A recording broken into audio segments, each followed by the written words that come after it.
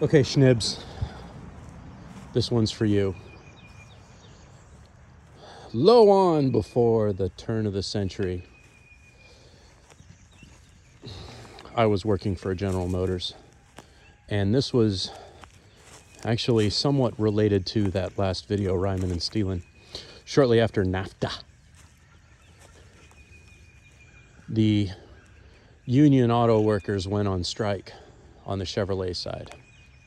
The reason they went on strike had to do with, I believe it was either the manufacturing of the Silverado or the Camaro. And what had happened, it was being made in the United States and supposedly going to continue to be made in the United States. So all the machines and everything in the factory were all set. They were all ready to go. Going to be a new dawn for American production.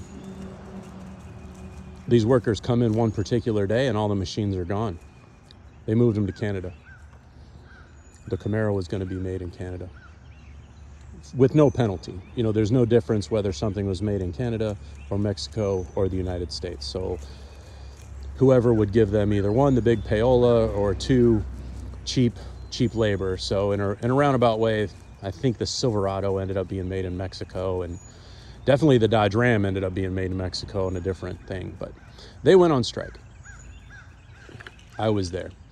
Not there, but I was there. Saw the whole thing. No, nothing like that. But I was there to see the results of it. We would get these vehicles and we would do what's referred to as a pre-delivery inspection. So when these vehicles are in the state of delivery, they back them off the truck and we look over them to make sure they don't have any birth defects, for lack of a better term. Buddy, let me tell you, the last few vehicles that rolled out, these people did not give a fuck. We had loose lug nuts. We had all kinds of shit.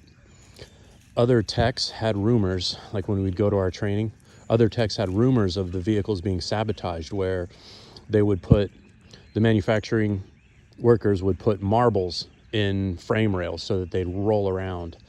Little joke notes near them say, how long did this take you to find? I never encountered that, but one thing I did encounter, Chevrolet S10. It came off the truck. I got the ticket for the pre-delivery inspection. I go to back it out of the parking lot, and all of a sudden, it comes to an abrupt halt. Won't move.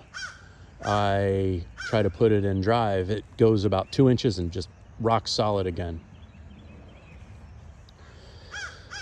We determined the binding, something is binding in the rear end. And we get it kind of wheeled over to the shop. Had to kind of lift the rear end somehow. I don't remember how I did it. It was a long damn time ago. You know, especially if we're talking and if somebody wants to Google this, that's fucking fine. But it was I feel like it was either 98 or 99.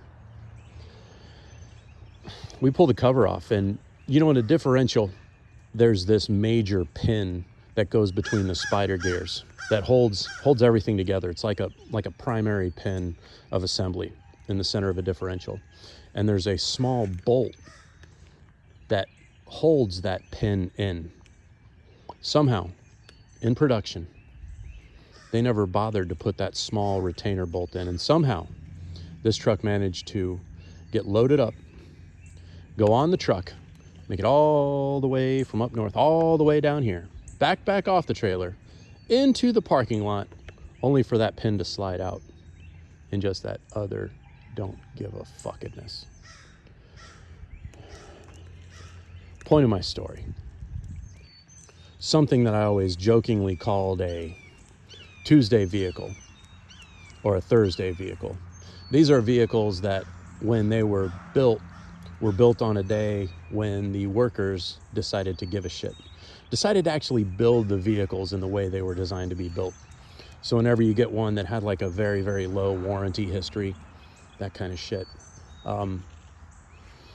Some of your late 90s Corvettes are famously Tuesday vehicles, in my opinion. They were always the ones. We would have a notebook for warranty campaigns for each model of vehicle. Some of them would be very thick, first year production, all the different warranties. This was back before computers were really everywhere.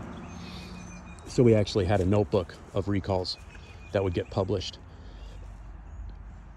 And you'd get some models that were just very, very thin. And the shit coming out of Bowling Green, Kentucky was very, very thin. You know, they, especially after the first year. But you would get, the 5 liter Chevy, 305. I think it comes out to about 305. The 5 liter Chevy, you would get a 5 liter Chevy that ran stronger than a 5.7. We're talking gearing for gearing. Same truck, same configuration other than the engine. It'd just be out of the blue. And then later on, after 99 and 2000, you would get a 4.8 liter. This is when the LS first came out. You would get a 4.8 liter in an Avalanche running stronger than a 5.3. Just for all the same parts are in there. The only thing I can make sense of it is whenever that engine was put together, somebody was on their game. Tuesday vehicle. Because Monday, you don't really feel like fucking working because you're coming off the weekend. Friday, you don't really feel like fucking working because you're coming up on the weekends.